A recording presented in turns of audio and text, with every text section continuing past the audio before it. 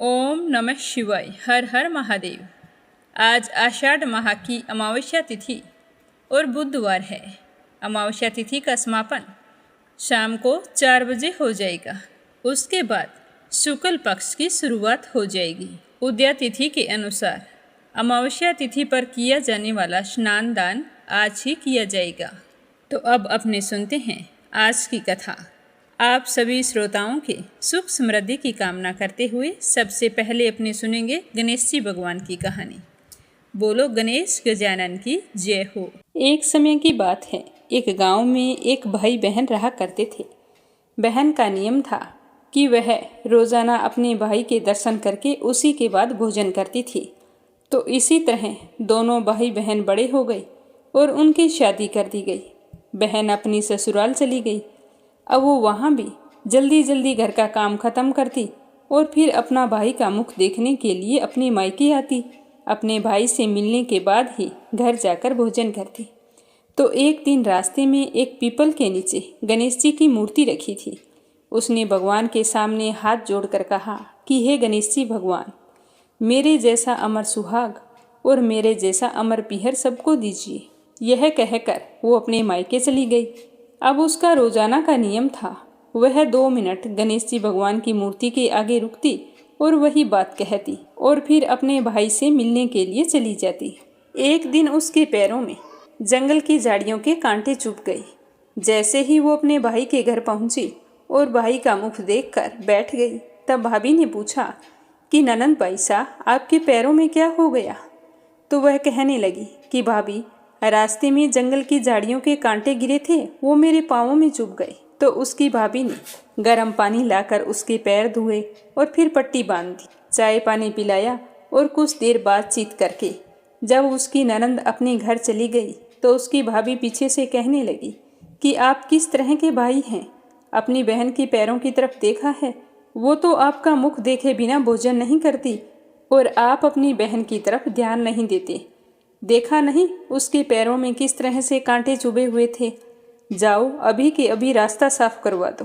तो यह सुनकर उसे बड़ा ही दुख हुआ कि मेरी बहन मेरा मुंह देखने के लिए यहाँ तक आती है और मैंने कभी भी ध्यान नहीं दिया कि वो किस तरह आती है, कितनी परेशान होती है। तो अपनी पत्नी को कहने लगा कि मैं अभी जाता हूँ और सारा रास्ता साफ करके आता हूँ। तो वह कुल्हाड़ी लेकर गया और सारी झाड़ियाँ काट कर रास्ता साफ कराया।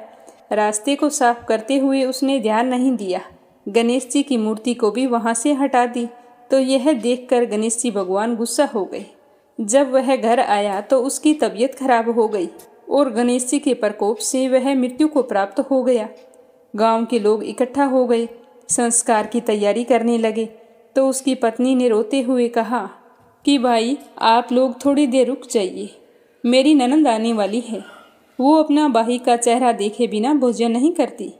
तो गांव वाले कहने लगे कि आज तो अपने भाई का मुख देख लेगी, वो कल किसका मुख देखेगी। तो वह कहने लगी कि आज इनकी बहन को इनके दर्शन कर लेने दो, फिर आप ले जाना, यह उसका नियम है। तो गांव वाले उसकी बहन का इंतजार करने लगी। रोज की तरह बहन अपने भाई का मुख देखने के लिए जंगल के रास्ते से निकली। तो जंगल का रास्ता सारा साफ किया हुआ था। तो वह आगे बढ़ी तो उसने देखा कि सिद्धि विनायक भी वहां पर नहीं थे। तो वो सोचने लगी कि गणेश जी की मूर्ति कहाँ गई। तभी उसकी नज़र गणेश जी की मूर्ति पर पड़ी। तो उसने मूर्ति को उठाया और साफ करके वापस उसी जगह पर रख दिया और गणेश जी भगवान को प्रणाम करके कहने लगी कि हे गणेश जी भगवान, मेरे जैसा अमर सुहाग और मेरे जैसा अमर पीहर सबको देना। यह कहकर वो चली गई। तो भगवान सोचने लगे कि अगर आज मैंने इसकी नहीं सुनी तो मेरी कौन मानेगा, कौन मुझे पूजेगा। मैंने तो इसके भाई के प्राण हर लिए हैं। तो सिद्धि विनायक ने उसे आवाज़ दी कि बेटी, इस खेजड़ी की 7 पत्तियां तोड़कर ले जा और उसे कच्चे दूध में घोलकर तुम्हारे भाई के ऊपर छिंटा मार देना, तो वह उठकर बैठ जाएगा। तो यह आवाज़ सुनकर बहन पीछे मुड़ी तो पीछे कोई नहीं था। तो वह सोचने लगी कि कौन था, कौन मुझे आवाज़ दे रहा था। कोई बात नहीं, जैसा सुना है वैसा कर लेती हूँ। तो उसने 7 खेजड़ी की पत्तियां तोड़ी और अपनी चुनरी के पल्ले बांध ली और अपने भाई के घर पहुँच गई। वहाँ जाकर देखा तो खूब सारे लोग इकट्ठा होकर बैठे थे। भाभी रो रही थी और भाई की लाश रखी हुई थी। तो यह देखकर उसे बहुत दुख हुआ।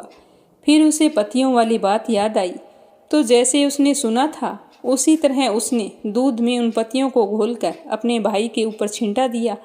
तो उसका भाई तो उठकर बैठ गया और कहने लगा कि बहन, आज तो मुझे बहुत गहरी नींद आई। तो अपने भाई की बात सुनकर उसकी बहन कहने लगी कि भैया, ऐसी गहरी नींद तो किसी दुश्मन को भी ना आई। यह कहते हुए उसने सारी बात अपने भाई को बता दी। तो यह सुनकर उसके भैया और भाभी बहुत ही खुश हुए और गांव वालों को भी यह जानकर बड़ी ही हैरानी हुई। सारे कहने लगे कि बहन में सत्य था जो उसने अपने भाई को मौत के मुंह से वापस निकाल लिया है। और सारे गणेश जी भगवान का जयकारा लगाने लगे। हे गणेश जी भगवान, जैसे आपने उस लड़की के भाई की रक्षा की, वैसे ही सभी बहनों के भाइयों की रक्षा करना और उनका अमर पीहर और अमर सुहाग बनाए रखना। जो भी आपकी इस कथा को श्रद्धा भाव से सुने, उसकी सारी मनोकामनाएं पूर्ण करना। बोलो गणेश जी भगवान की जय हो। अब अपने सुनेंगे सोमा धोबिन की कथा, जिसे अमावस्या के दिन सुहागिन महिलाएं व्रत रखकर पीपल वृक्ष की पूजा करके सुनती हैं और अपने अखंड सौभाग्य की कामना करती हैं। बोलो विष्णु भगवान की जय हो। बोलो भोले शंकर की जय हो। एक समय की बात है, एक गांव में एक साहूकार रहता था। उसके एक बेटी और 7 बेटे थे। साहूकार के 7 बेटों का विवाह हो चुका था, जबकि बेटी अविवाहित थी। इस बात से साहूकार और उसकी पत्नी बहुत ही परेशान रहते थे। उनके घर एक जोगी भिक्षा मांगने आया करता था। जब भी साहूकार की पत्नी और साहूकार की बहुएं उसे भिक्षा देने के लिए जाती, तो वह उन्हें अखंड सौभाग्य का आशीर्वाद देता। और जब साहूकार की बेटी भिक्षा देने जाती, तो जोगी बाबा भिक्षा लेने से इनकार कर देता और कहता कि तेरे भाग्य में तो दुहाग लिखा है। तो जोगी बाबा की इस तरह की बात सुनकर साहूकार की बेटी बहुत ही चिंतित और दुखी रहने लगी और इसी चिंता में दिन ब दिन कमज़ोर होती गई। तो एक दिन उस कन्या की माँ ने कहा कि बेटा, क्या बात है, तुम्हें अच्छा भला खाने पीने को देती हूँ, फिर भी तुम दिन ब दिन कमज़ोर होती जा रही हो। कोई मन में शंका है तो मुझे बताओ। तो अपनी माँ के पूछने पर वह कन्या रोने लगी और कहने लगी कि माँ, हमारे घर जो जोगी बाबा भिक्षा लेने के लिए आते हैं, उन्हें अगर तुम भिक्षा डालो या भाभी भिक्षा डालें, तो उन्हें तो वह अखंड सौभाग्य का आशीर्वाद देता है, परंतु वो मुझसे तो भिक्षा ही नहीं लेता और कहता है कि तेरे भाग्य में तो दुहाग लिखा है। माँ, वो जोगी बाबा ऐसा क्यों कहते हैं? मैं तो इसी बात को लेकर हमेशा चिंतित रहती हूँ। तो उसकी माँ कहने लगी कि बेटा, चिंता की कोई बात नहीं है, भगवान सब कुछ ठीक करेगा। पर मन ही मन वो भी हैरान थी कि जोगी बाबा इस तरह से क्यों कहते हैं। तो उसने अपनी बेटी से कहा कि बेटा, जब अब की बार जोगी बाबा भिक्षा लेने आए तो तुम मुझे बताना, मैं छुप कर सुनूंगी कि जोगी बाबा ऐसा क्यों कहते हैं। तो दूसरे ही दिन जोगी बाबा तो भिक्षा लेने के लिए आ गए और साहूकार की बेटी भिक्षा डालने के लिए गई। तो उसकी माँ पहले से ही किवाड़ की ओट में छुप कर बैठ गई। तो जैसे ही कन्या भिक्षा डालने लगी, तो जोगी बाबा कहने लगे कि नहीं बेटा, मैं तुमसे भिक्षा नहीं लूँगा, तेरे भाग्य में तो दुहाग लिखा है। तो इतना कहते ही साहूकार की पत्नी बाहर निकल आई और कहने लगी कि बाबा, आप ये क्या कह रहे हैं? मेरी बेटी कितने श्रद्धा भाव से आपको भिक्षा डालती है, आप ना तो भिक्षा ग्रहण करते हैं और ना ही उसे आशीर्वाद देते हैं। आप मेरी बेटी के लिए ऐसे अपशब्द क्यों बोलते हैं? तो जोगी बाबा कहने लगा कि बेटी, जो मैं इसके भाग्य में लिखा है वही बताता हूँ। तो साहूकार ने कहने लगी कि बाबा, इसके भाग्य में लिखा है वो हमें बताओ। इस मासूम बच्चे का क्या दोष है जो आप रोज़ाना इस तरह से कहते हो?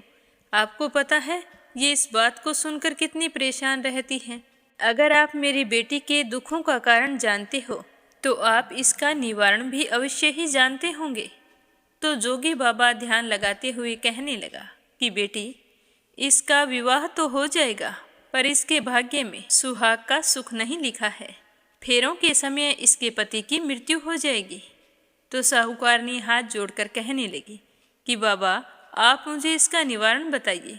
आप जो कुछ कहेंगे हम वो करने के लिए तैयार हैं। तो साहूकारनी की बात सुनकर जोगी बाबा कहने लगे कि यहाँ से बहुत दूर 7 समुंदर पार सोना धोबिन रहती है। सोमवती अमावस्या का व्रत करती है। अगर वो अपने व्रत का फल इसे दे दे तो इसका यह दुख टल सकता है। पर वो ना तो किसी से ज़्यादा बोलती है, धर्मपरायण है, कहीं आती जाती भी नहीं है। तो साहूकारनी कहने लगी कि जोगी बाबा, वो हमसे खुश कैसे होगी। तो जोगी बाबा कहने लगे कि उसके 7 बेटे और 7 बहुएं हैं। उसका पति बीमार रहता है और उसकी बहुएं काम के लिए आपस में हमेशा लड़ती झगड़ती रहती है। बहुओं के इस बर्ताव से सोना धोबिन बहुत ही दुखी रहती है। अगर तुम्हारी बेटी वहाँ जाकर उनकी सेवा करे और सोना धोबिन को किसी तरह खुश कर ले और उसका आशीर्वाद इसे मिल जाए तो इसका जीवन संवर सकता है। तो यह सुनकर साहूकारनी बहुत खुश हुई और साधु बाबा को भिक्षा डालकर उन्हें प्रणाम किया और फिर अपने पति साहूकार के पास गई और सारी बात बताई।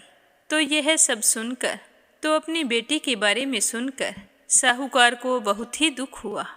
पर जोगी बाबा के बताए उपाय के अनुसार उसे थोड़ी राहत भी मिली और अपनी पत्नी से कहने लगा कि जैसा जोगी बाबा कह कर गए हैं वैसा ही करो।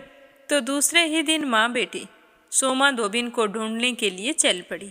जब वो चलते चलते थक गई तो एक पीपल के पेड़ के नीचे बैठकर विश्राम करने लगी। तभी माँ बेटी ने देखा कि एक सांप आया है और वो पीपल के पेड़ के ऊपर चढ़ रहा है। उस पेड़ के ऊपर गरुड़ का घोंसला था, उसके अंदर छोटे छोटे बच्चे थे। तो वो माँ बेटी सोचने लगी कि अगर यह सांप ऊपर गया तो जरूर उन बच्चों को खा जाएगा। तो उसकी माँ ने उस सांप को मार दिया। इतने में गरुड़ पक्षी का जोड़ा वहाँ पर आया और खून बिखरा हुआ देखकर सोचने लगा कि जरूर इस माँ बेटी ने हमारे बच्चों को मार दिया है। तो वो गुस्से में आकर उन दोनों पर चोंचों से प्रहार करने लगा। तो वो कहने लगी कि हमने तो तुम्हारे बच्चों को बचाया है, तेरा गुनाहगार तो मरा पड़ा है। यह कहकर उन्होंने मरे हुए सांप की ओर इशारा किया। तो गरुड़ कहने लगा कि तुमने मेरे बच्चों की रक्षा की है, मैं तुमसे बहुत ही खुश हूँ। तुम्हें जो मांगना है सो मांगो, मैं वचन देता हूँ कि मैं तुम्हारी मनोकामना जरूर पूर्ण करूँगा। तो साहूकारनी कहने लगी कि मुझे और मेरी बेटी को 7 समुंदर पार पहुँचा दो। तो गरुड़ ने दोनों माँ बेटियों को अपनी पीठ पर बैठाकर 7 समुंदर पार सोमा धोबिन के घर पर छोड़ दिया। तो माँ बेटी घर के पास बैठी बैठी देख रही थी कि सोना धोबिन की बहुएं आपस में काम करने के लिए लड़ाई कर रही थी। तो साहूकारनी सोचने लगी कि सोमा धोबिन को खुश करने का यही मौका है। तो दूसरे दिन से ही दोनों माँ बेटी सुबह सवेरे जल्दी आती और सोमा धोबिन के घर का सारा कार्य करके चली जाती। तो बहुओं ने ज़्यादा ध्यान नहीं दिया कि काम कौन करती है, लेकिन सोमा धोबिन ने सोचा कि इन दिनों में घर का लड़ाई झगड़ा बंद है और काम भी समय पर हो जाता है, तो मुझे देखना चाहिए कि कौन सी बहू ज़्यादा काम करती है। तो दूसरे दिन सोमा धोबिन आधी रात को ही उठ गई। उठकर चुपचाप देखने लगी तो वो देखती है कि एक औरत आई है, उसके साथ उसकी बेटी है। दोनों माँ बेटी घर का सारा काम करके चुपचाप जा रही थी। तो जैसे ही वो जाने लगी तो सोमा धोबिन उनके पास गई और कहने लगी कि तुम कौन हो और इस तरह चोरी छुपे हमारे घर का कार्य क्यों करके जाती हो और इस कन्या से मेरे घर का काम करवाती हो। मैं तो बहुत ही धर्मपरायण हूँ और आपने तो मुझे पाप का भागी बना दिया है। तो सोमा धोबिन की बात सुनकर साहूकारनी कहने लगी कि अगर तुम मुझे वचन दो तो ही तुम्हें मैं सत्य बताऊंगी। तो सोमा धोबिन ने वचन दे दिया। तो साहूकारनी ने जोगी वाली सारी बात सोमा धोबिन को बता दी।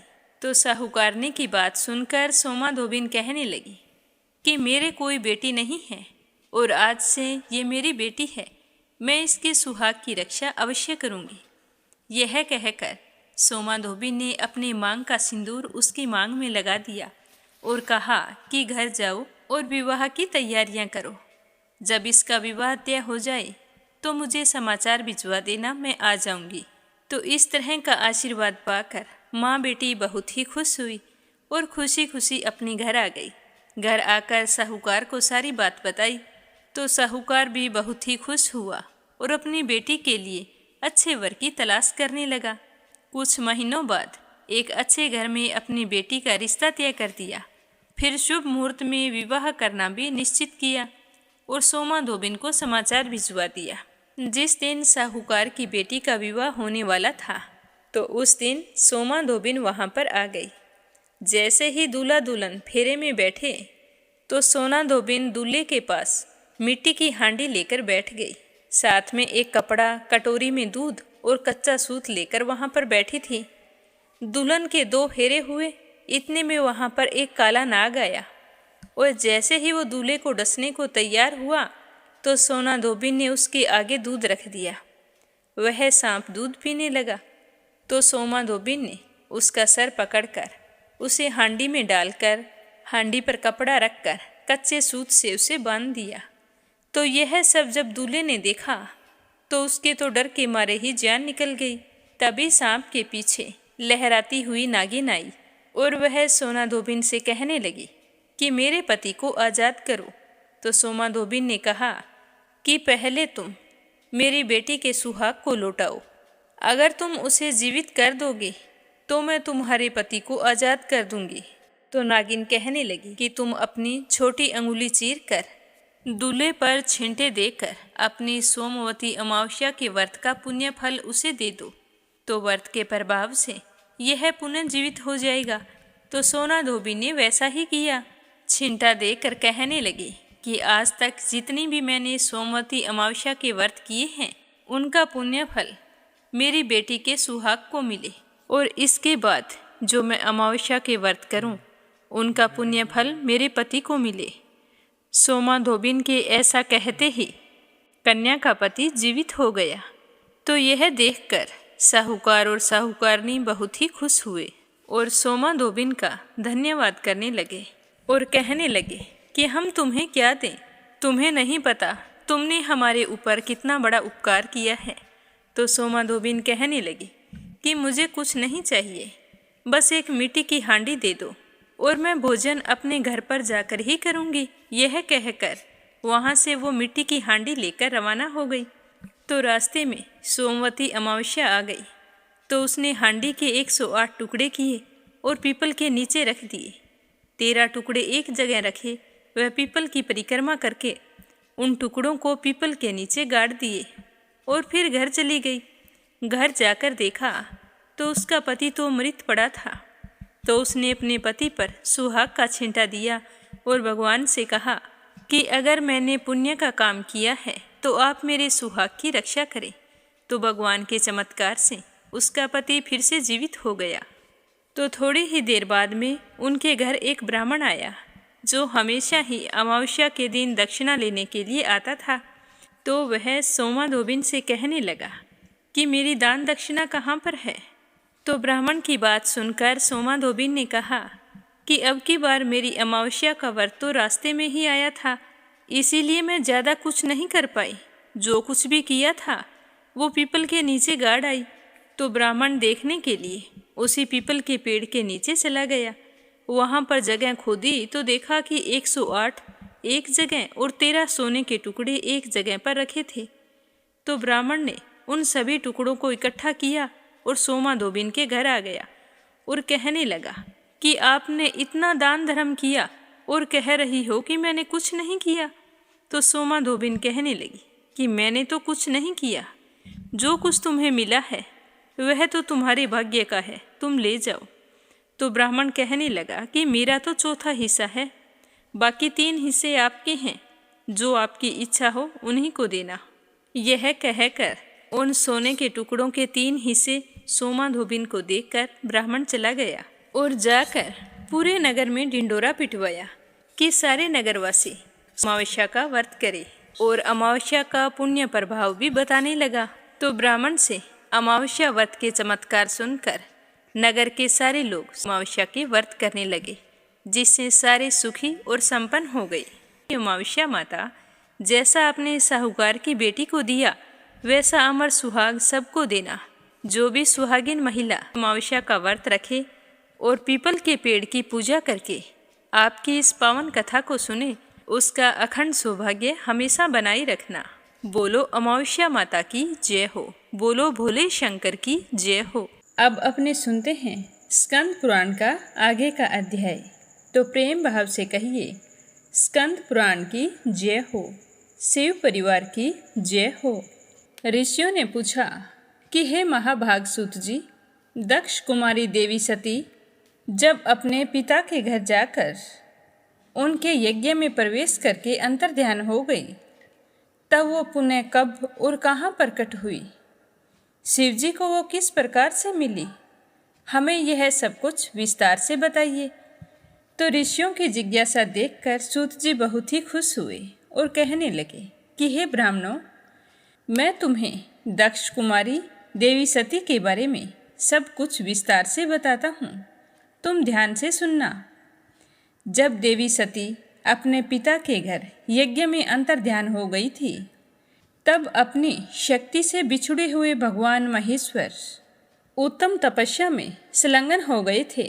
वे लीला देह धारण करके भृंगी और नंदी के साथ हिमालय पर्वत पर रहने लगे थे।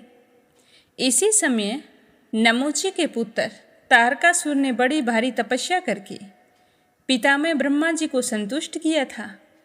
पितामह उस पर प्रसन्न हुए और उस दुरात्मा को इच्छा अनुसार वर देने के लिए तैयार हो गए। तारकासुर की तपस्या से प्रसन्न होकर पितामह ने उसे दर्शन दिए और कहा कि मांगो, तुम क्या वरदान मांगते हो, मैं तुम्हारी तपस्या से बहुत ही प्रसन्न हूँ।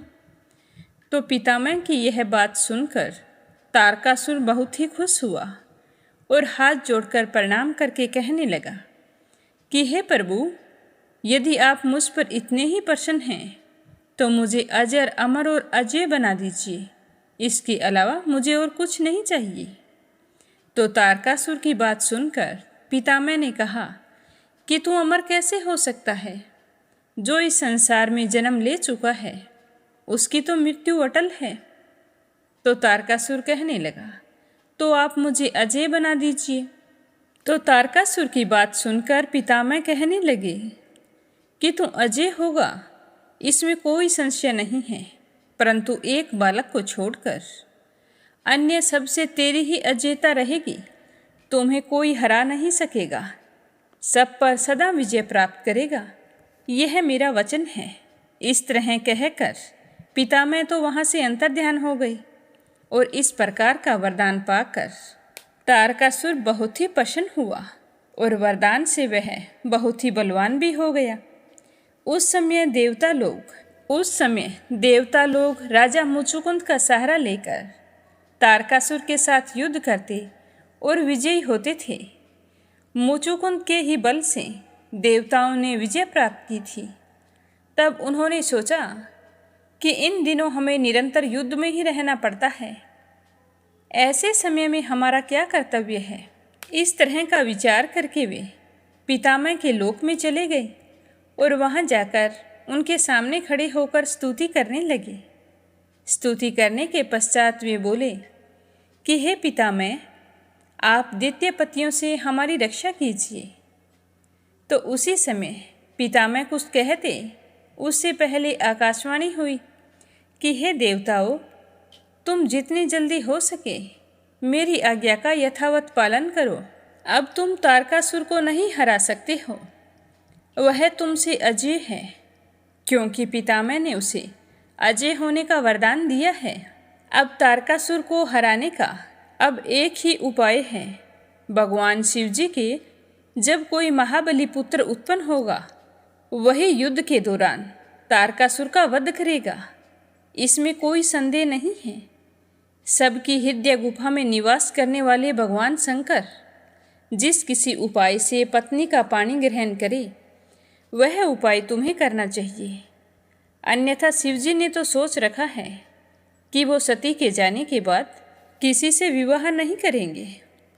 अतः आप सभी वह महान प्रयत्न करो जिससे शिवजी विवाह के लिए राजी हो जाएं और मेरा यह वचन सत्य हो। अगर ऐसा नहीं हुआ तो ना तो आपकी रक्षा होगी और मेरा वचन भी मिथ्या हो जाएगा। तो यह आकाशवाणी सुनकर देवताओं को बड़ा ही आश्चर्य हुआ। वे गुरु बृहस्पति जी को आगे करके हिमालय पर्वत पर चले गए और वहाँ जाकर सारे कहने लगे कि हे महाभाग हिमालय, तुम समस्त पर्वतों के स्वामी हो। यक्ष और गंधर्व तुम्हारा सेवन करते हैं। हम सारे तुमसे कुछ मांगने आए हैं, अतः आप हमारा निवेदन स्वीकार करें। हम सब देवताओं की बात तुम्हें माननी चाहिए। इससे देवताओं का कार्य सिद्ध होगा, अन्यथा हमारे साथ क्या होने वाला है ये हमें भी पता नहीं है। तो देवताओं के इस प्रकार प्रार्थना करने पर पर्वत श्रेष्ठ हिमवान हंसकर कहने लगे कि हे देवताओं, एक तो मैं अचल हूँ, चल फिर नहीं सकता, और ना ही मेरे पंख हैं, तो मैं उड़ भी नहीं सकता हूँ। तो इस हाल में मैं आपके क्या काम आ सकता हूँ। हे देवताओं, आप लोग तारकासुर का संहार किस तरह करना चाहते हैं? अगर मैं आपके काम आ सकूं, तो आप मुझे बताइए, मैं अवश्य आपकी सहायता करूंगा। आप जल्दी से वह उपाय मुझे बताइए, क्योंकि वह कार्य मेरा भी तो है। तब देवताओं ने हिमालय के कहने पर आकाशवाणी द्वारा कही हुई सारी बातें कह सुनाई। तब देवताओं की बात सुनकर हिमवान ने कहा कि जब शिवजी के बुद्धिमान पुत्र द्वारा ही तारकासुर का वध होने वाला है, तब देवताओं के सब कार्य शुभ हों और आकाशवाणी की कही हुई यह बात सच निकले, इसके लिए आप लोगों को विशेष यत्न करना चाहिए। तो देवता कहने लगे कि हे गिरिराज, देवताओं का यह उद्देश्य आप ही सिद्ध कर सकते हैं, और इसके लिए आपको एक कन्या को जन्म देना होगा। तो हिमवान ने कहा कि हे देवताओं, तुम्हारे कार्य सिद्धि के लिए मैं हर संभव कोशिश करूँगा। जैसा आपने कहा है वैसा ही होगा। उसके बाद हिमवान ने अपनी पत्नी मैना से कहा कि हे सुमुखी, तुम्हें एक श्रेष्ठ कन्या उत्पन्न करनी चाहिए। तो यह सुनकर मैना हंसने लगी और हंसते हुए कहने लगी कि हे महामते, मैंने आपकी बात सुन ली है, परंतु कन्या स्त्रियों को शोक में डालने वाली होती है। अतः इस विषय में दीर्घ काल तक विचार करके आपको अपनी बुद्धि से जो हितकर लगे वही करना चाहिए। तो अपनी प्रियतमा मैना की बात सुनकर परम बुद्धिमान हिमवान ने कहा कि हे देवी, जिस प्रकार से दूसरों के जीवन की रक्षा हो, परोपकारी पुरुषों को वही करना चाहिए। इस प्रकार पति की प्रेरणा पाकर सौभाग्यवती रानी मैना ने बड़ी प्रसन्नता के साथ अपने गर्भ में कन्या को धारण किया। कुछ समय के बाद मैना के गर्भ से एक कन्या उत्पन्न हुई, जो गिरिजा के नाम से प्रसिद्ध हुई। सबको सुख देने वाली उस देवी के प्रकट होने पर देवताओं के नगाड़े बज उठे, अप्सराएं नृत्य करने लगी, गंधर्वराज गाने लगे, सिद्धचारण स्तुति करने लगे। उस समय देवताओं ने फूलों की बहुत भारी वर्षा की। संपूर्ण त्रिलोकी में प्रसन्नता की लहर दौड़ गई। यहाँ गिरिजा के रूप में देवी सती ने ही जन्म लिया था, और गिरिजा का जन्म होते ही दैत्यों के मन में भय समा गया, और देवता, महर्षि, चारण तथा सिद्धगण बड़े आनंद को प्राप्त हुए। सती साध्वी गिरिजा हिमालय के घर में दिनों दिन बड़े लाड प्यार से बढ़ने लगी। जब वह कल्याणी कन्या 8 वर्ष की हो गई, उस समय महादेव जी हिमालय की कंदरा में बड़ी भारी तपस्या कर रहे थे। भगवान के वीरभद्र आदि सभी पार्षद उन्हें चारों ओर से घेरे रखते थे।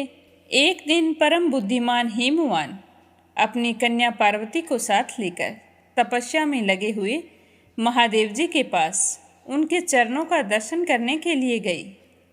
हिमवान ने देखा कि सबके स्वामी भगवान शिव तपस्या में लगे हुए हैं। उनके नेत्र बंद हैं, मस्तक पर जटाजूट शोभा पा रहा है, जिससे चंद्रमा की कला विभूषित किए हुए हैं। वे वेदांत वेद परमात्मा शिव एक श्रेष्ठ आसन पर विराजमान हैं। तो उनके दर्शन करके हिमवान ने भगवान के चरणों में अपना मस्तक झुकाया। उस समय उन्होंने बड़ी प्रसन्नता का अनुभव किया था। हिमवान बड़े धैर्यवान एवं उत्कृष्ट प्राणियों के आश्रय हैं। वाणी का रहस्य समझने वाले विद्वानों में उनका बहुत ऊंचा स्थान है। तो उन्होंने संपूर्ण संसार का एकमात्र मंगल करने वाले भगवान महादेव जी से कहा कि हे महादेव जी, मैं आपके प्रसाद से बड़ा सौभाग्यशाली हूँ। हे देवेश्वर, आप मुझे इस कन्या के साथ प्रतिदिन अपने दर्शन करने के लिए आने की आज्ञा दें। तो यह सुनकर देवादिदेव महेश्वर ने कहा कि हे पर्वतराज, इस कुमारी कन्या को घर में छोड़कर ही आप प्रतिदिन मेरे दर्शन के लिए आ सकते हैं, अन्यथा आप मेरे दर्शन नहीं कर सकते। तब हिमवान ने पुनः अपना मस्तक झुकाकर कहा कि हे महादेव जी, क्या कारण है? क्या मुझे इस कन्या के साथ यहाँ नहीं आना चाहिए? तो भगवान शंकर ने हंसते हुए कहा कि यह कुमारी सुंदर कटी भाग से सुशोभित, पतले अंगों वाली तथा मीठी भाषा बोलने वाली है। अतः मैं तुम्हें बार बार मना करता हूँ कि इस कन्या को मेरे समीप मत लाना। तो भगवान शंकर का यह निठुर वचन सुनकर गिरिजा पार्वती भगवान शिवजी से कहने लगी कि हे शिव शंभु, आप तप शक्ति से संपन्न हैं और बड़ी भारी तपस्या में लगे हुए हैं। आप जैसे महात्मा के मन में जो यह विचार उत्पन्न हुआ है, वह केवल इसीलिए कि यह तपस्या निर्विघ्न चलती रहे। परंतु मैं आपसे पूछती हूँ कि आप कौन हैं और यह सूक्ष्म प्रकृति क्या है? हे भगवान, आप इस विषय पर भली भांति विचार करें। तो गिरिजा पार्वती की बात सुनकर महादेव जी कहने लगे कि हे देवी, मैं उत्तम तपस्या के द्वारा ही प्रकृति का नाश करता हूँ। प्रकृति से विलग रहकर अपने यथार्थ स्वरूप में स्थित होता हूँ। इसीलिए सिद्ध पुरुषों को प्रकृति का संग्रह कदापि नहीं करना चाहिए। तो महादेव जी की बात सुनकर पार्वती जी ने कहा कि हे शिव शंकर, आपने जिस उत्तम वाणी के द्वारा जो कुछ भी कहा है, क्या वह प्रकृति नहीं है? फिर आप प्रकृति से अतीत कैसे हैं? मेरी यह बात सुनकर आपको तत्व का यथार्थ निर्णय करना चाहिए। यह संपूर्ण जगत सदा प्रकृति से बंधा हुआ है। हे प्रभु, हमें वाणी द्वारा विवाद करने से क्या फायदा है? हे शंकर जी, आप जो सुनते हैं, खाते हैं और देखते हैं, वह सब प्रकृति का ही कार्य है। प्रकृति से परे होकर आप इस हिमालय पर्वत पर इस समय तपस्या किस लिए कर रहे हैं? प्रकृति से आप मिले हुए हैं, क्या इस बात को नहीं जानते? फिर इस बात को आप झुठला क्यों रहे हैं कि आप प्रकृति से परे हैं? अगर आप प्रकृति से परे हैं और आपकी बात यह सत्य है, तो आपको मुझसे भय नहीं होना चाहिए। तो पार्वती जी की बात सुनकर महादेव जी कहने लगे कि हे देवी, तुम प्रतिदिन मेरी सेवा करो, इसके लिए मैं तुम्हें इजाज़त देता हूँ। तो यह सुनकर हिमालय राज और देवी पार्वती बड़े ही प्रसन्न हुए। अब वे प्रतिदिन पार्वती जी के साथ उनका दर्शन करने आने लगे। इस प्रकार भगवान शिव की उपासना करते हुए हिमालय राज और पार्वती का समय व्यतीत होता गया। तब पार्वती के लिए देवताओं के मन में बड़ी चिंता हुई। वे सोचने लगे कि भगवान महेश्वर गिरिजा का पानी ग्रहण कैसे करेंगे। कितना समय हो गया है कि पार्वती जी उनकी सेवा भाव में लगी हैं, पर शिव जी के मन में उससे पानी ग्रहण का कोई भी विचार नहीं आ रहा है। तो ऐसे कैसे होगा? तो सारे देवताओं ने मिलकर कामदेव का आह्वान किया। आह्वान करते ही इंद्र का कार्य सिद्ध करने वाला कामदेव अपनी पति रति और सखा वसंत के साथ वहां पहुंच गया और देव सभा में देवताओं के सामने उपस्थित होकर कहने लगा कि हे सचीपति, आज्ञा दीजिए, आज मैं आपका कौन सा कार्य सिद्ध करूं? आज आपने मुझे क्यों याद किया है? मेरा स्मरण मात्र करने से ही कितने ही तपस्वी अपनी मर्यादा से भ्रष्ट हो गए हैं। देवराज इंद्र मेरे बल और पराक्रम को अच्छी तरह जानते हैं। शक्ति नंदन पराशर को भी मेरे पराक्रम का ज्ञान है। इसी प्रकार ये भृगु आदि बहुत से अन्य ऋषि मुनि मेरी शक्ति को जानते हैं। महान बल और पराक्रम से संपन्न क्रोध ही मेरा भाई है। हम दोनों ने संपूर्ण चराचर जगत को परास्त किया है और हमने सबको मोह माया के महासागर में डुबो दिया है। तो कामदेव के गर्वीले वचन सुनकर देवराज इंद्र ने उसकी पीठ ठोकते हुए कहा कि हे वीरवर, पूर्व काल में तुमने जो जो कार्य किए थे उसका वर्णन किसी भी प्रकार नहीं किया जा सकता। हम सब देवता तुमसे परास्त हो चुके हैं। हे कामदेव, तुम सदैव हमको जीतने में समर्थ हुए हो। इसी समय भी देवताओं का कार्य सिद्ध करने के लिए तुम्हें भगवान शंकर की तरफ चढ़ाई करनी है। अब तुम्हें कुछ ऐसा करना है जिससे भगवान शिव जी पार्वती जी के साथ विवाह करने के लिए राजी हो जाएं। इस तरह कहकर सारे देवता कामदेव से प्रार्थना करने लगे। देवताओं के इस प्रकार प्रार्थना करने पर संसार का मन मोह लेने वाला कामदेव अपने साथ अप्सराओं को लेकर बड़ी उतावली के साथ शंकर जी की ओर चल पड़ा। हिमालय पर पहुंचकर योद्धाओं में श्रेष्ठ कामदेव रति और वसंत के साथ सब वो सुशोभित दिखाई देने लगा। उसके मन में पिनाक पाणी भगवान शंकर पर विजय पाने की अभिलाषा जाग उठी। रंभा, उर्वशी, पुंजिकस्थला, सुकेशी, मिशरकेशी, सुंदरी, तिलोत्तमा तथा इस श्रेणी में अन्य अप्सराएं भी वहाँ कामदेव के कार्य में सहायता करने के लिए आई थी। वहाँ का आकाश असमय ही कोकिलाओं से आच्छादित हो गया। अशोक, चंपा, आम, जूही, कंदम, नीम, चिरौंजी, कटहल, अमलतास, चमेली, अंगूर की लताएं तथा अनेक प्रकार के नाग केसर वृक्ष हरे भरे और फल फूलों से दिखाई देने लगे। और उसी समय धनुर्धर कामदेव ने देवदारू वृक्ष की छाया में बैठकर अपने धनुष पर 5 बाण चढ़ाई और भगवान शंकर जी की ओर दृष्टिपात किया। उस समय शिव जी उत्तम आसन पर विराजमान होकर तपस्या में संलग्न थे। उनके जटाजूट में गंगा जी विराजमान थी। चंद्रमा की कला उनके मस्तक की शोभा बढ़ा रही थी। उनके श्री अंगों की कांति गौर वर्ण की थी। तपस्या में तत्पर हो रुद्राक्षमाला और विभूति से भूषित होकर महादेव जी बड़ी ही शोभा पा रहे थे।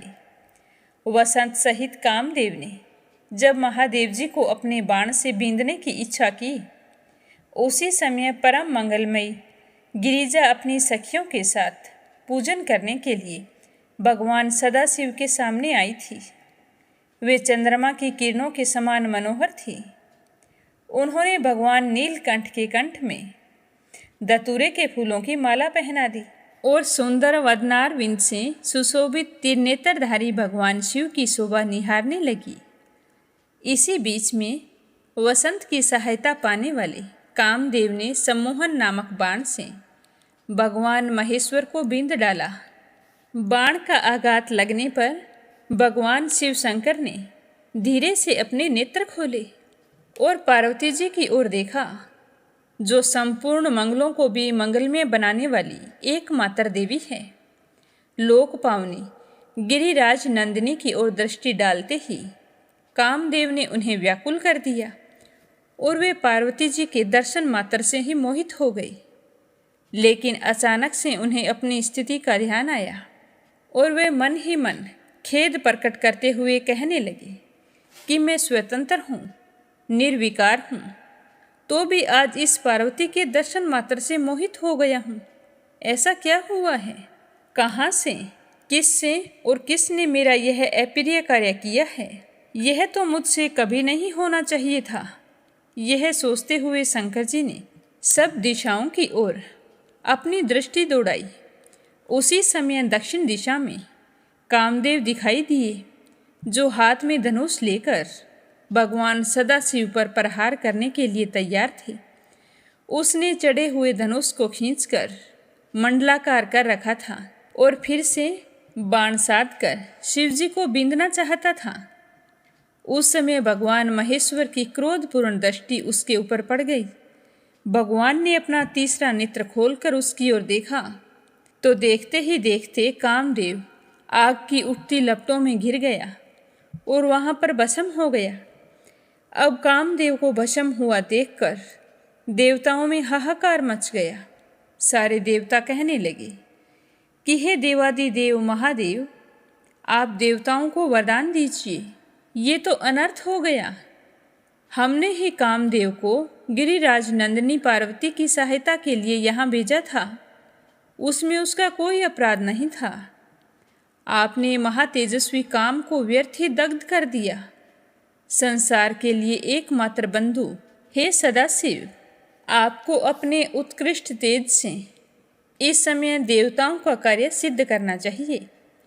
हे शिव शंभु, आपके द्वारा इस पार्वती जी के गर्भ से जो पुत्र उत्पन्न होगा उसी से हमारा कार्य सिद्ध होगा। हे महादेव, तारकासुर ने हम सब देवताओं को बहुत सताया है। उसी के भय से हमारी रक्षा करने के लिए इस कामदेव को जीवन दान दें। आप पार्वती जी का पानी ग्रहण करें। हे महाभाग, देवताओं का कार्य सिद्ध करने में आप अपनी शक्ति लगाएं। गजासुर से आप ही ने हम सब देवताओं का उद्धार किया है।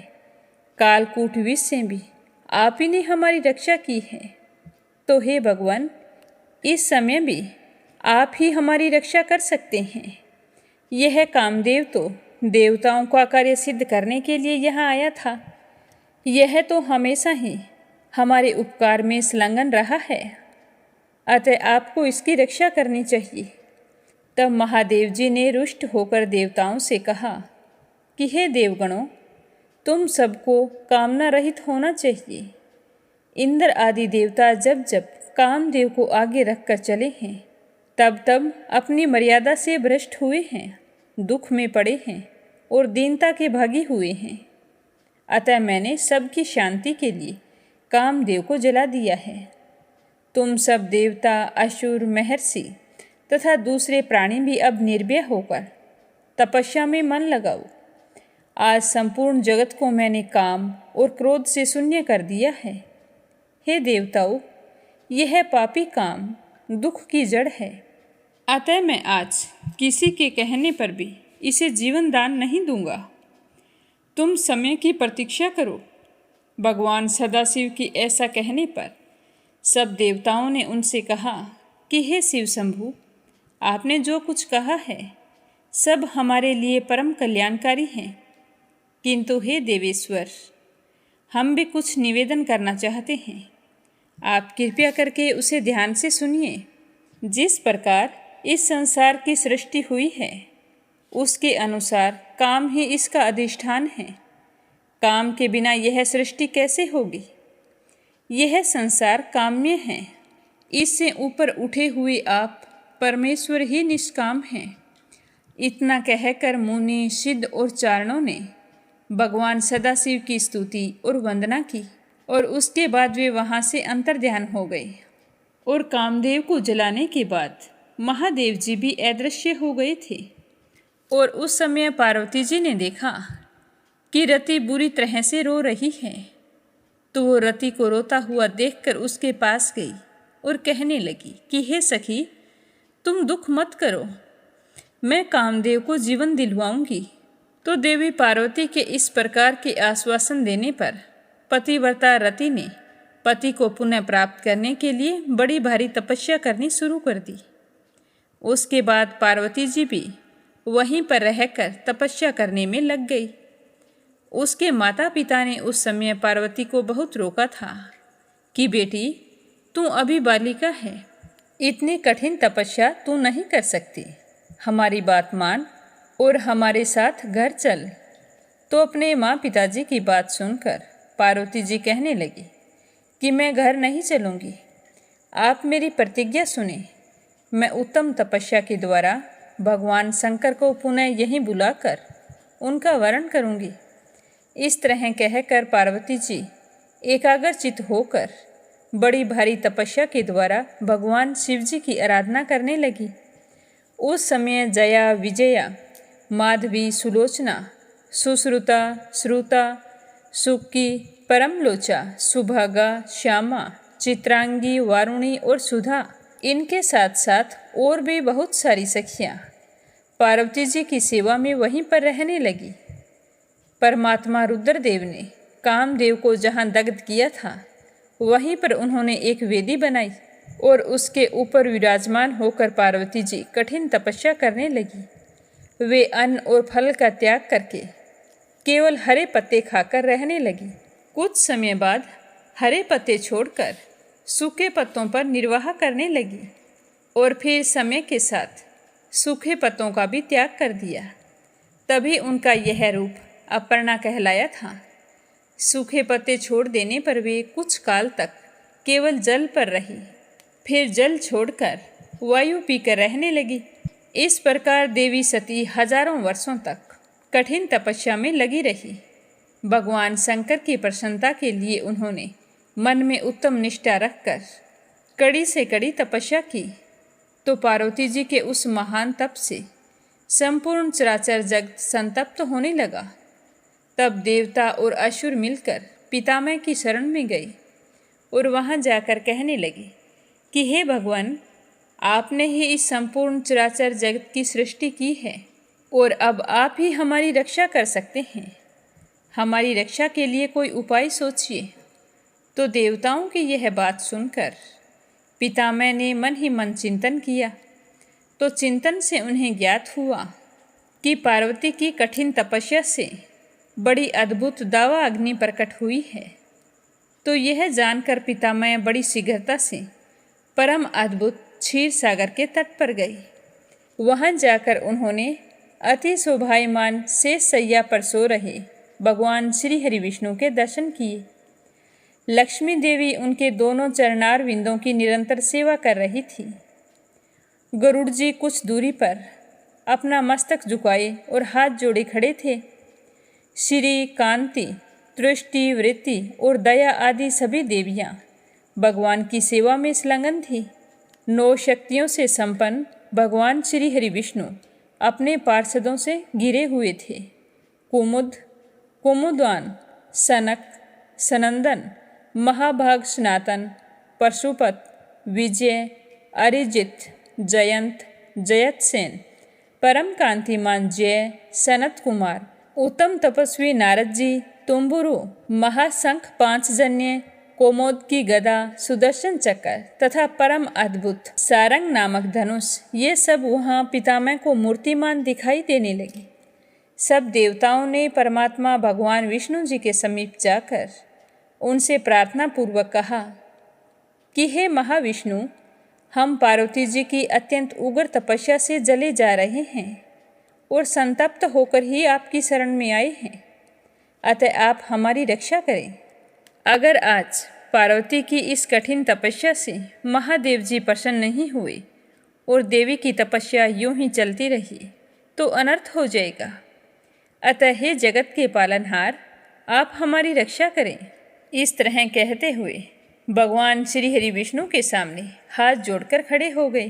तो देवताओं और पितामह की बात सुनकर भगवान श्री हरि विष्णु ने क्या कहा, यह अपने सुनेंगे कल की कथा में। आज की कथा को यहीं पर विराम देते हैं।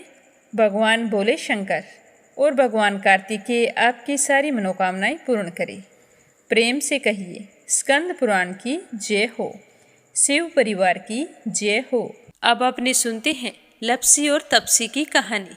बोलो लपसी तपसी की जय हो। बहुत पुराने समय की बात है। एक गांव में एक ब्राह्मण परिवार रहा करता था। उसमें पति पत्नी के अलावा उनके 2 बच्चे थे। एक बेटा था, एक बेटी थी। ब्राह्मण दंपति बहुत ही सरल स्वभाव के थे। समय मिलने पर प्रभु का स्मरण किया करते थे। उनकी बेटी बहुत ही संस्कारी और सुशील थी। लेकिन उनका बेटा आवारा किस्म का था। वह कोई काम धाम नहीं करता और ना ही कभी अपने माँ बाप का कहना मानता था।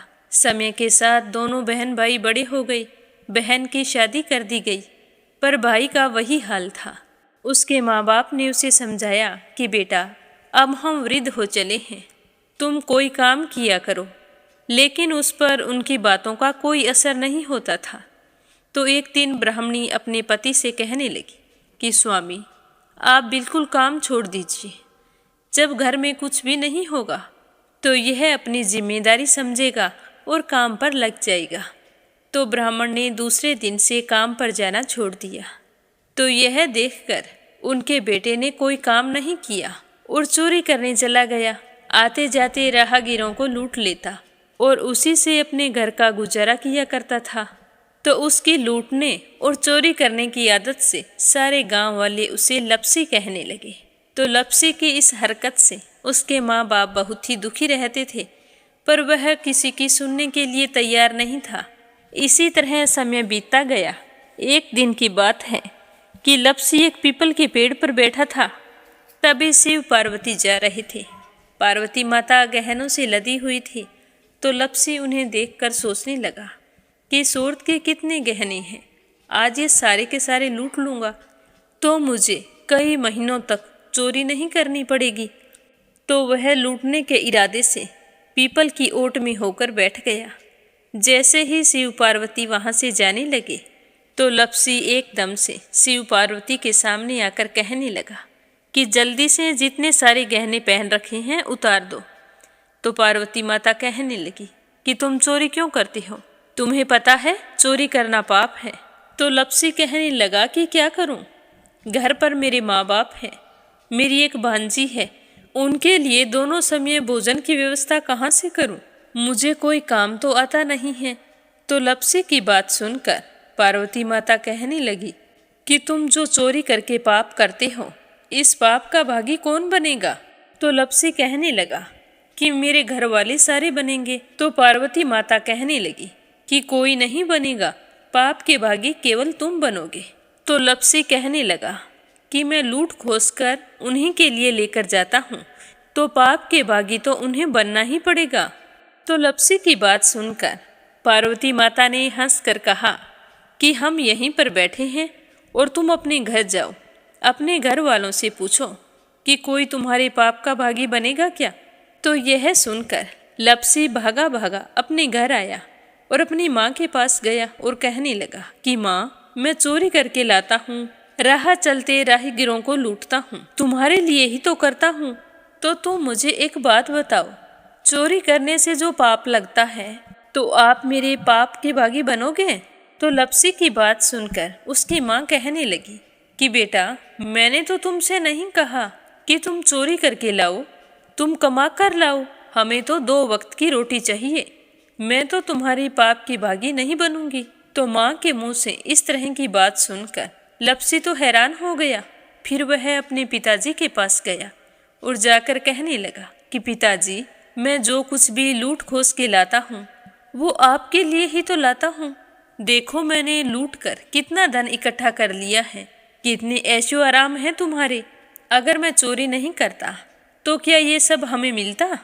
पिताजी, मैं तुमसे एक बात पूछता हूँ कि चोरी करने से पाप लगता है, तो उस पाप में आप मेरे भागीदार बनोगे क्या।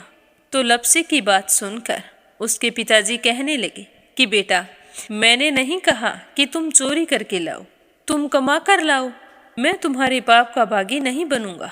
तो माँ बाप के मुंह से इस तरह की बात सुनकर वह बहुत ही उदास हुआ और सोचने लगा कि मैं कितने महीनों से चोरी कर रहा हूँ, ना जाने मुझ पर कितना पाप चढ़ गया है, और ये तो बोल रहे हैं कि पाप के भागी हम नहीं बनेंगे, तो अब क्या होगा। तो वह बड़े ही दुखी मन से शिव पार्वती से मिलने के लिए चल पड़ा। जैसे ही घर से बाहर निकलने लगा तो उसकी छोटी सी भांजी दरवाजे पर खेल रही थी। उसे पता नहीं था कि पाप पुण्य क्या होता है। तो वो कहने लगी कि मामा, पाप की भागी मैं बनूंगी। तो उसके इस तरह कहते ही लपसी ने उसे गोद में उठाया और चल पड़ा। शिवजी भगवान और पार्वती माता के पास जाकर कहने लगा कि घर वालों ने पाप का भागी बनने से मना कर दिया है और एक यही है जो पाप की भागी बनने को तैयार है। फिर लप्सी बड़े ही दीन स्वर में कहने लगा कि हे भगवान, मैं समझ गया हूँ कि चोरी करना पाप है। आज तक जो मैंने काम किया वो बहुत ही गलत था, लेकिन अब मैं इसका प्रायश्चित करना चाहता हूँ। अब तुम ही बताओ, मुझे मेरे पापों से मुक्ति कैसे मिलेगी? तो उसकी बात सुनकर शिव पार्वती बहुत ही खुश हुए और लप्सी को कच्चे सूत का एक छोटा सा गोला देते हुए कहा कि लप्सी, ये सूत लो और इस पीपल के चारों ओर परिक्रमा लगाओ। जब यह सूत समाप्त हो जाएगा तब तुम्हारे सारे पाप नष्ट हो जाएंगे। तो यह सुनकर लप्सी बहुत ही खुश हुआ। सोचने लगा कि छोटा सा गोला है, अभी लपेट कर घर चला जाऊंगा, उसके बाद में कभी कोई पाप नहीं करूंगा। फिर उसने अपनी बांजी को कंधे पर बैठाया और पीपल की परिक्रमा लगानी शुरू कर दी। अब भगवान का वह सूत खत्म कहाँ होने वाला था। लप्सी चक्कर लगाता गया पर वह सूत खत्म नहीं हुआ। चक्कर लगाते लगाते 1 महीने, 6 महीने, साल, पूरे 12 साल बीत गए पर वह सूत खत्म नहीं हुआ। 12 साल बाद एक बार फिर शिव पार्वती जी वहाँ से गुजर रहे थे तो पार्वती माता ने कहा कि स्वामी, चलो लप्सी को चलकर देखते हैं। तो शिव जी कहने लगे, वो चोरी करने वाला, लूटने वाला कब का चला गया होगा? तो पार्वती माता कहने लगी कि नहीं स्वामी, चलकर देखने में क्या जाता है, चलो एक बार देखते हैं। तो शिव पार्वती जी जैसे ही पीपल वृक्ष के पास आए तो देखा कि लप्सी तो अब भी चक्कर लगा रहा है। वहाँ चारों ओर गहरी खाई हो गई है और लप्सी की बड़ी बड़ी दाढ़ी, मूंछें, नाखून बढ़ गए हैं। तो यह देखकर पार्वती माता ने कहा कि देखो स्वामी, आप तो कह रहे थे कि वो कब का ही चला गया, देखो इसके मन में सच्ची भक्ति है। तो पार्वती की बात सुनकर शिवजी ने कहा कि चलो अभी देख लेता हूँ। तो यह कहकर शिवजी ने एक सोने का कड़ा लप्सी के आगे फेंक दिया। तो लप्सी ने झट से उसके ऊपर पैर कर लिया। फिर अचानक से उसका ध्यान शिव पार्वती जी की ओर गया तो वो हाथ जोड़कर कहने लगा कि भगवान, अब तो मेरे पाप समाप्त हो गए होंगे, आप मुझे यहाँ से जाने की आज्ञा दीजिए। आपका यह सूत अभी तक खत्म नहीं हुआ है। तो शिवजी भगवान ने कहा कि तुम्हारे पाप कर्म भी अभी तक पूरे नहीं हुए हैं। तो शिवजी की बात सुनकर लप्सी कहने लगा कि भगवान, मुझे पूरे 12 वर्ष हो गए हैं आपकी भक्ति करते करते, और अब भी आप मुझ पर शक कर रहे हैं। तो शिवजी ने कहा कि अपना पैर उठाओ। तो जैसे ही लप्सी ने अपना पैर उठाया तो उसके पैर के नीचे सोने का कड़ा था। तो यह देखकर लप्सी शर्मिंदा हो गया और कहने लगा कि प्रभु, गलती हो गई, मुझे माफ़ करो, आगे से मैं ऐसी गलती कभी नहीं करूँगा। तो शिवजी कहने लगे कि नहीं लप्सी, तुम्हारा पाप ऐसे पूरा नहीं हो सकता। अब तुम्हें 12 वर्ष तक और इसी तरह परिक्रमा करनी होगी, उसी के बाद तुम्हारे पाप समाप्त होंगे। यह कहकर शिव पार्वती वहाँ से चले गए और वह फिर से पीपल के पेड़ की परिक्रमा करता रहा। करते करते 12 साल बीत गए। 12 साल बाद में शिव पार्वती जी वहाँ पर आए तो उन्होंने देखा कि आज भी वो वहीं पर चक्कर लगा रहा है। तो शिव जी ने फिर उसके सामने सोने की अंगूठी फेंकी पर उसने कोई ध्यान नहीं दिया। तो शिव जी भगवान प्रसन्न होकर कहने लगे कि हे लप्सी, आज से तुम मेरी तपस्या करके तपसी बन गए हो। मैं तुम्हें वरदान देता हूँ कि तुम अपने जीवन में सारे सुखों को प्राप्त करेगा। और तूने 24 बरस तक मेरी भक्ति की है, इसका फल भी तुझे अवश्य मिलेगा। जो भी औरत गाय और कुत्ते की रोटी नहीं बनाएगी, उसका पुण्य फल तुम्हें मिलेगा। आंगन लीप कर दहलीज नहीं लीपेगी तो उसका पुण्य फल भी तुझे ही मिलेगा। अगर हमारे घर की बहन बेटी को हम सूट, तीवल या साड़ी भेंट स्वरूप देते हैं तो साथ में मोली का धागा और कुछ रुपए नहीं देंगे तो उसका पुण्य फल भी तुम्हें ही मिलेगा। अगर कोई दिए से दिया जलाएगा तो उसका पुण्य फल भी तुम्हें ही मिलेगा। अगर व्रत और पूजा पाठ में सारी कहानी सुन ले और तुम्हारी कहानी ना सुने तो उसका पुण्य फल भी तुम्हें ही मिलेगा।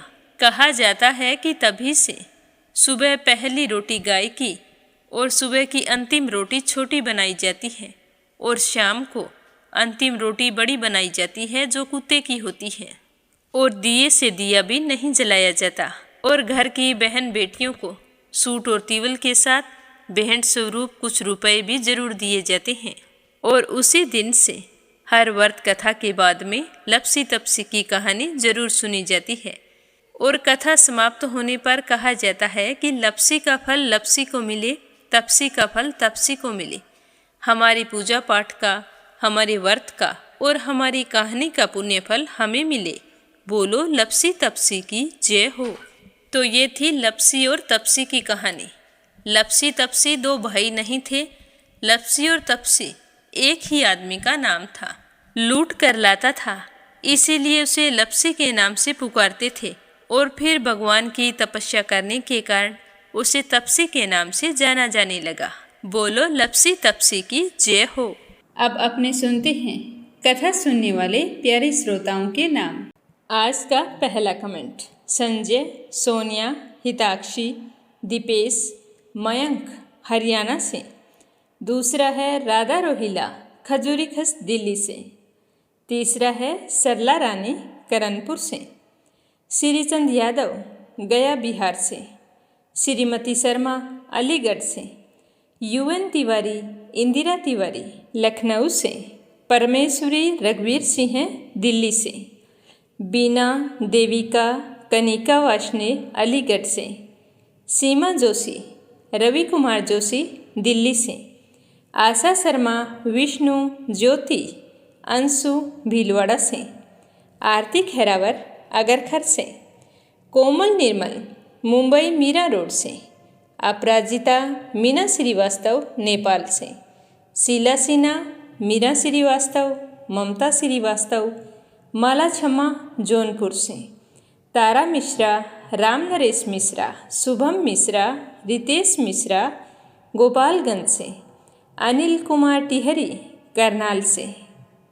कोमल निर्मल मुंबई से। निर्मला सिसोदिया दिल्ली से। धनीराम धर्मशाला हिमाचल प्रदेश से।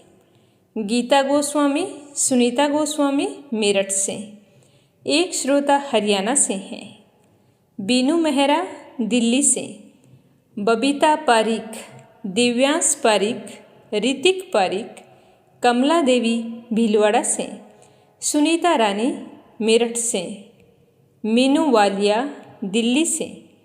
सरोज अग्रवाल जबलपुर से। दिल्ली बहादुर भंडारी नेपाल से। रेखा धर्मेंद्र शर्मा जयपुर से। सीमा गोयल सतपाल गोयल पानीपत से। नीमा मठपाल रामनगर से। एक श्रोता उत्तर प्रदेश से हैं, इन्होंने भी अपना नाम नहीं बताया है। वाशु मिस्त्री दीक्षांत राकेश दिल्ली से।